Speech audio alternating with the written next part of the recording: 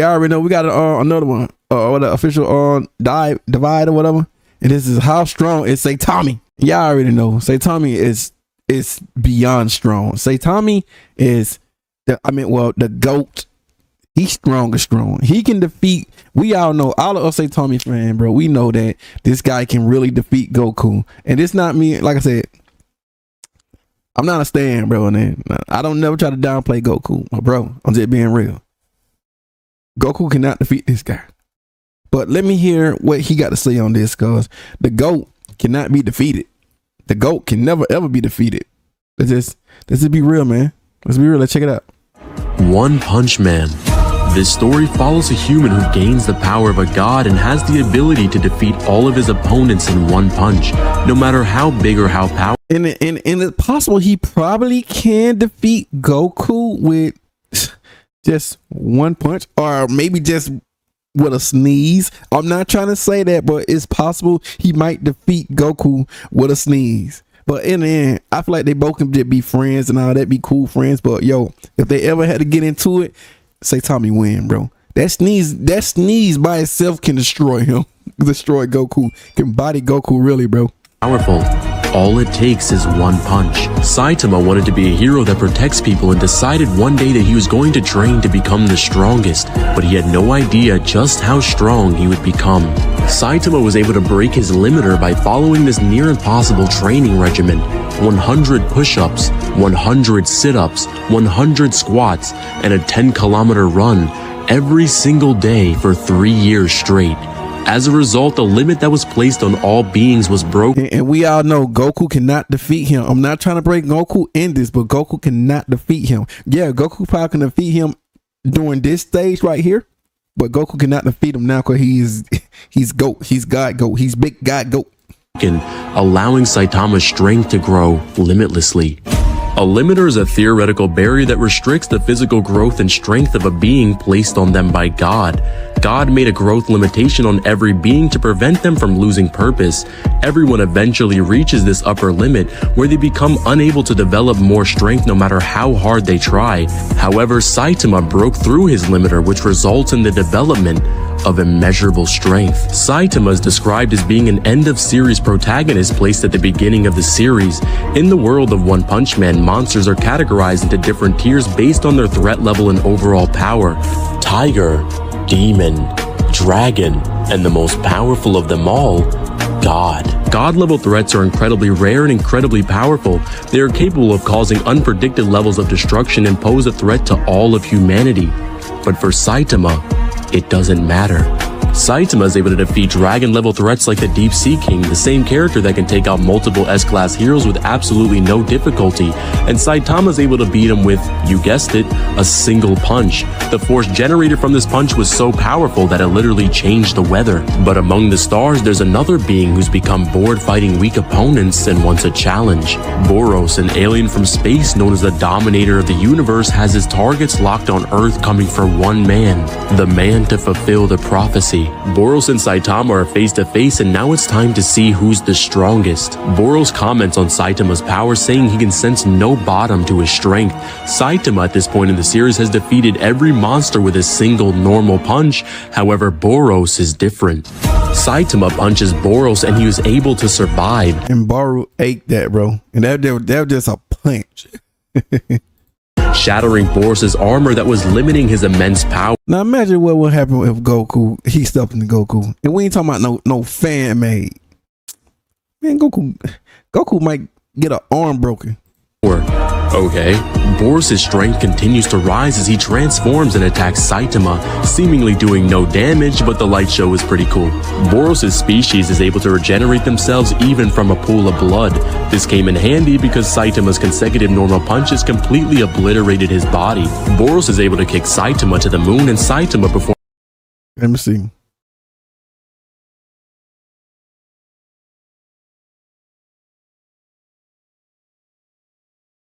Oh, my bad, y'all. Play, yo. Performs his best feat so far as he's able to jump from the moon to the earth, which will require him to be moving about 299,792 kilometers per second, or the speed of light. Boros decides it's time to finish this, and Saitama couldn't agree more. Boros charges up his most powerful attack called the Collapsing Star Roaring Cannon, which he states that this blast can destroy the entire planet's surface. Saitama finally showing a glimpse of his strength as he uses his Sirius series. Well, let me see. 10 anime characters that can defeat. 10 anime characters who can defeat Goku. Bro, they even got Saitama in, bro. Okay. I don't know who this is, but okay. I told him that I told him Slime can even defeat him, bro. Okay.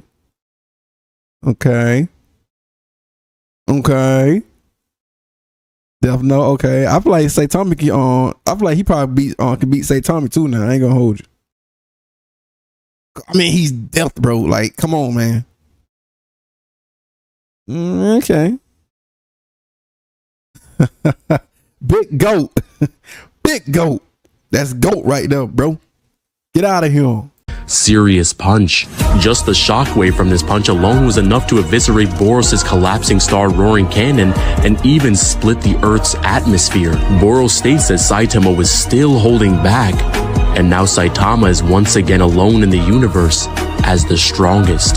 Saitama eventually faces even more of the Monster Association's strongest warriors, defeating Elder Centipede, Overgrown Rover, and even the King of the Monsters, Orochi, who has gotten more powerful since his battle with Garo. But still, all it takes is a single punch. Speaking of Garo, his goal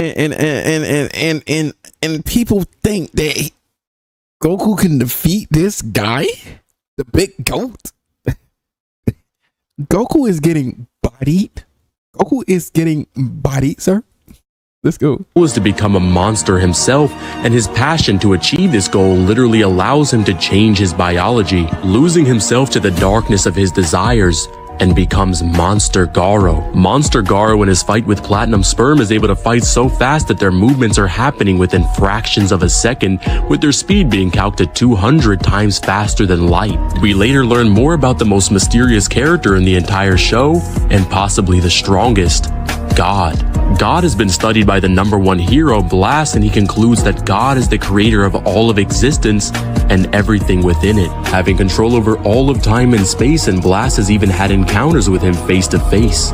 Garo himself was able to arrive in the presence of God, and God uses deception to get mortals to do his bidding as he takes the form of your most influential person. God offers him some of his power, and all Garo has to do is take his hand. Garo refuses, Yeah, he slapped the hand. That's all it took. Slapping his hand out of the way, but even that slight touch between God and Monster produced something interesting. When Garo arrives back down on Earth, he's not a monster anymore. He's a god. Cosmic Garo is the most powerful character so far, excluding God himself. He now has knowledge of all the energy in the entire universe, and now has new abilities that are mind-blowing. As a human, Garo is able to copy anyone's techniques, but now he can just copy them. He puts this new power on display as he can copy Blast's space manipulation abilities, and now can use nuclear fission and even create his own subspace gates. He defeats all of the heroes, and Saitama arrives on the battlefield just in time to see Garo punch a hole through Genos' core. That's it. He's done holding back.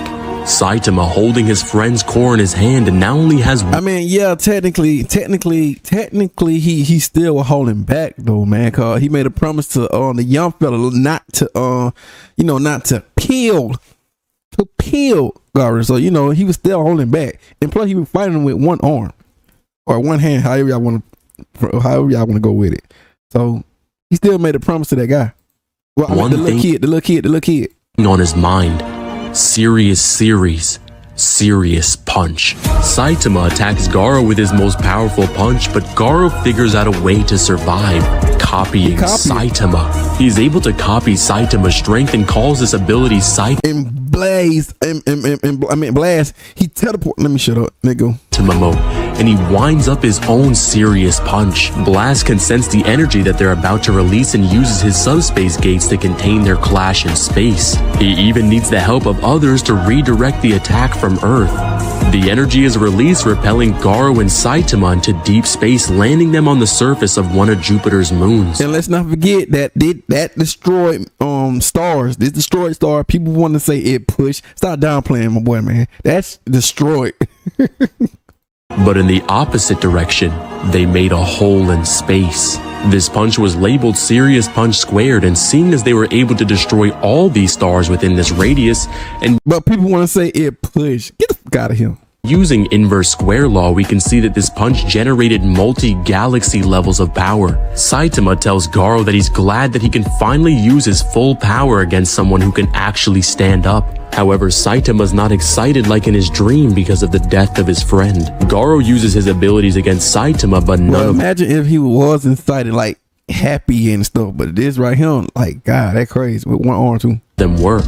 He tries to use his subspace gates, but Saitama just kicks it away. Yeah, I would have the same reaction. Saitama grabs the surface of the moon and tears it off using a serious table flip. Garo's now you ask me. Now you tell me. Can Kakarot do that? States that Saitama's strength is limitless and decides to copy him limitlessly. However, Garo sees for some reason it's not working. We get to have a look at how Saitama's strength actually works as it's shown on a graph in comparison to Garo. We see that Saitama has finite jumps, however it just keeps going. Saitama grows higher and higher and so fast. And then what I'm saying, like, I don't know why people still be thinking like Goku. I love Goku, but people be thinking like Goku can beat him. Do you know that in the same level, whatever Goku is, that would Saitama gonna be at, and eventually Saitama he's just gonna pass it? I don't know what people are like. I guess I'm the only true Dragon Ball Z fan that understand this, and like I don't know why. I guess I'm just a true Dragon Ball Z fan that truly understand this type of stuff, but people fail to realize, like, they think that Goku can really defeat this dude. It's mind blowing. That characters that can copy you just by looking at you can't do it. Saitama grows so exponentially fast that Garo can't copy his strength, and now Saitama has become bored in this fight yet again.